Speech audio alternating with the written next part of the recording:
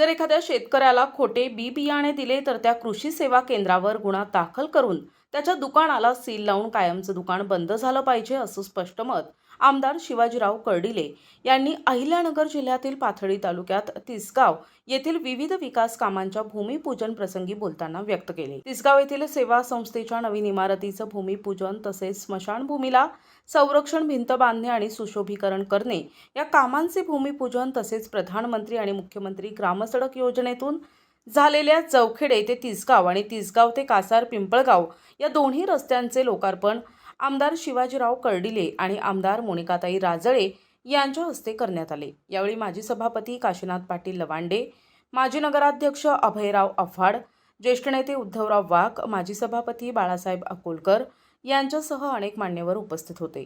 जर एखाद्या शेतकऱ्याला खोटे बी बियाणे दिले तर त्या कृषी सेवा केंद्रावर गुन्हा दाखल करून त्याच्या दुकानाला सील लावून कायमचं दुकान बंद झालं पाहिजे, असं स्पष्ट मत आमदार शिवाजीराव कर्डिले यांनी व्यक्त केलं। या मतदारसंघातल्या लोकांचा लाईटचा प्रश्न किंवा ओव्हरलोड डिटाचा प्रश्न किंवा मिटवण्याची आवश्यकता होती, परंतु ही गोष्ट काही मला कुठल्या प्रकारची होऊ शकली नाही आणि मग आज आपल्याला ती अवस्था आपल्याला पाहायला मिळण्याचं काम नक्की होत आहे आणि मग त्याच्यामुळं त्याचा त्रास आपल्याला शेतीमध्ये विहिरीमध्ये पाणी असून सुद्धा बोरला पाणी असून सुद्धा आपल्याला त्याचा लाभ मात्र कुठल्या प्रकारचा येण्याचं काम करता येत नाही।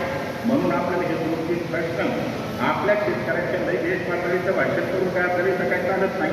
आपल्याला लोकांना गरज काय आणि आपण लोकांसाठी काय केलं पाहिजे, काय दिलं पाहिजे याचा प्रयत्न मला असं वाटतं काही करण्याचं काम केलं पाहिजे। इतर तर विकासाचं काम आपण केलं पाहिजे। विकासाच्या कामाच्या बाबतीत काय दुसरं काही कारण नाही।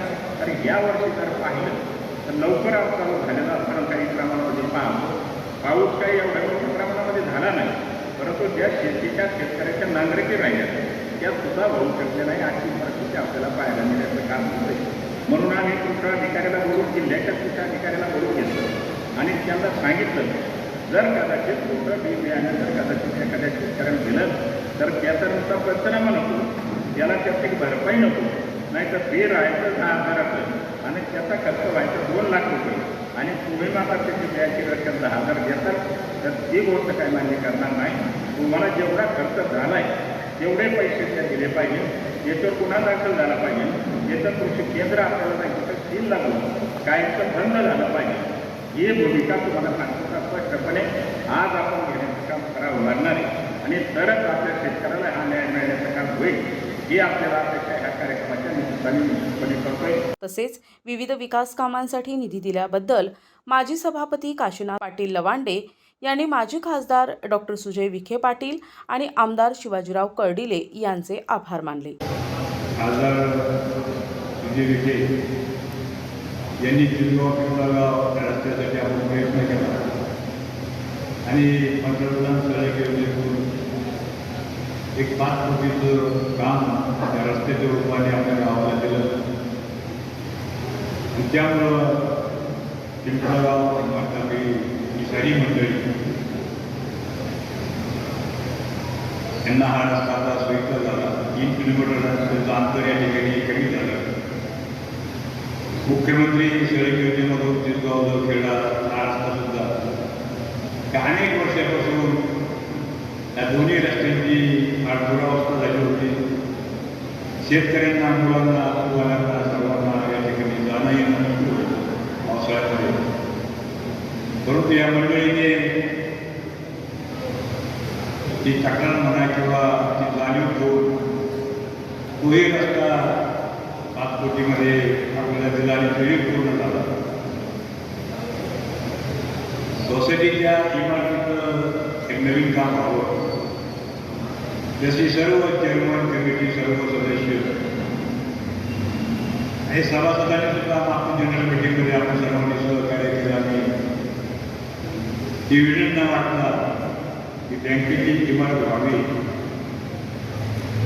की मदत केली, सहकार्य केलं आणि कमिटीने सुद्धा चेअरमननी त्यांच्या असणाऱ्या सेक्रेटरीने तो विषय पूर्ण केला आणि बँकेने त्या ठिकाणी आपल्याला 34 ते 35 लाख रुपये खालच्या मागण्यासाठी मंजूर केले। त्याबद्दल साहेबांचं सुद्धा सहकार्य झालं। अनेक अनेक ठिकाणी आपली ती बँकेची शाखा या ठिकाणी व्हावी आणि म्हणून या सोसायटीवाल्यांचा प्रयत्न होता.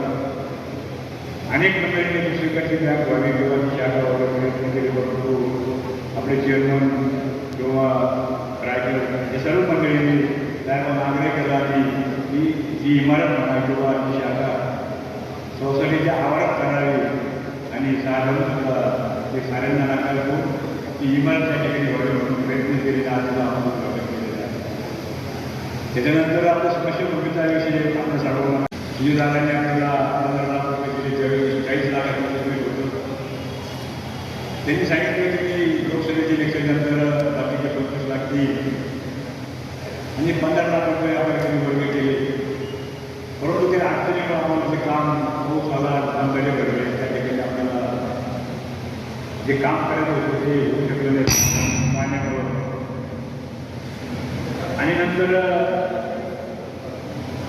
कधीच आमदार झाले आणि त्यांनी एका बैठकीमध्ये नगरला आम्ही सर्व होतो आणि तुमचं एवढं मोठं गाव असताना तुमची स्मशानभूमी गावाचा पाहिल्यानंतर तुम्ही काय करता.